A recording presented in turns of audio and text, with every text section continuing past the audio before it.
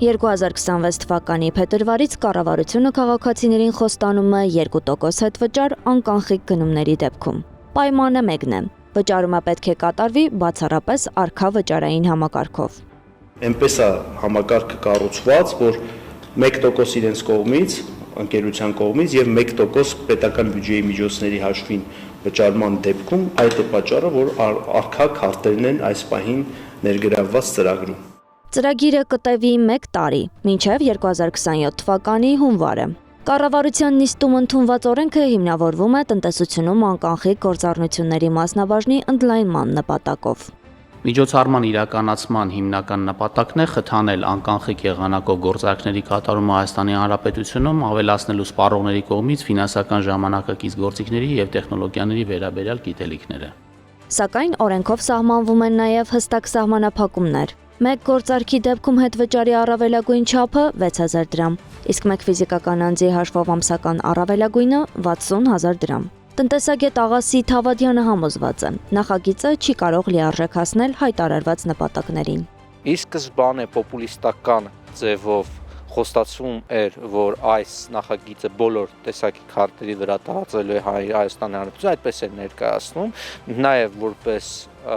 որոշակի նախընտրական խոստում, սակայն իրականությունն այն է, որ մենակ առկա համակարգի վրա է տարածվում։ Իսկ ինչի հաշվին է քաղաքացին հետվճար ստանալու։ Տնտեսագետը նշում է, թեև նախաձեռնությունը ներկայացվում է որպես ստվերային տնտեսության դեմ քայլ, իրականում այն մեծ բեռ է պետական բյուջեի վրա, իսկ օգտվելու հնարավորություն կունենա բնակչության սահմանափակ շրջանը։ Հիմնական հիմնախնդիրը Հայաստանում այն է, որ աշխատունակ բնակչության 6-ից 1-ը, այսինքն 16%-ը 1,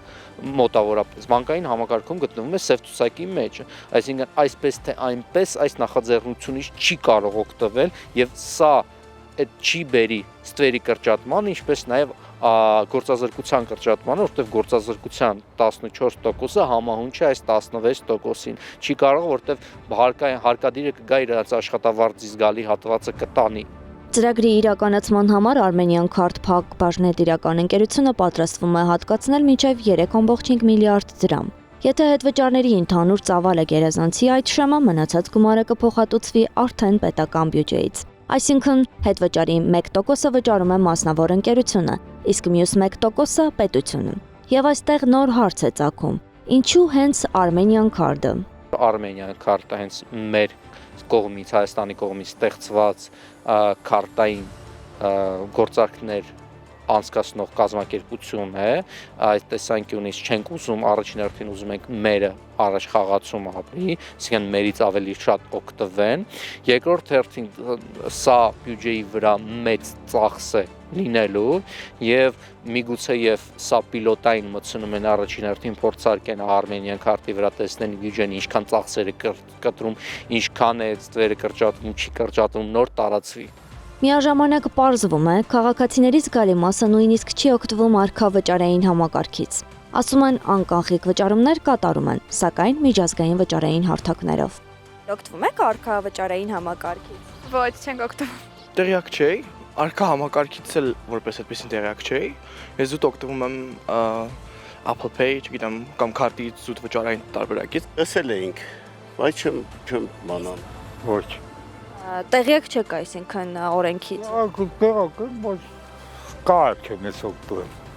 Փորձագետների համոզմամբ սա հերթական նախագիծն է, որը ուժի մեջ է մտնում 2026 թվականի ընտրություններից առաջ, սոցիալական խթանների միջոցով հասարակության ուշադրությունը գրավելու նպատակով։ Միաժամանակ ծրագիրը կարող է ծառայել նաև ներքին շուկայում առկայի դիրքերի արհեստական ուժեղացմանը։